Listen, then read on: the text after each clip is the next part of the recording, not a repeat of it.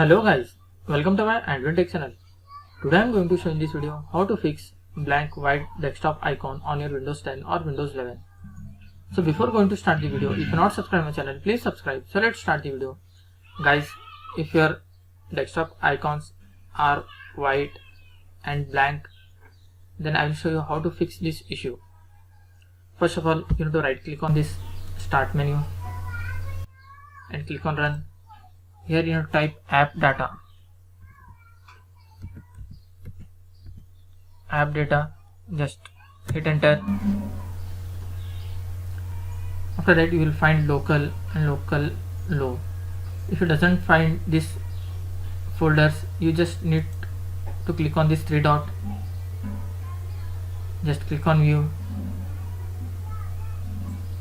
In this you will find show, and you have to make sure that hidden items is check mark. After that you will find local and local low folder. You need to open this local folder. After that you need to scroll down a little bit. You can see here cache, just right click on that and click on delete. After that just close this window and you need to open the task manager. Just right click on the start menu and click on task manager. You need to scroll down a little bit and you need to find Windows Explorer.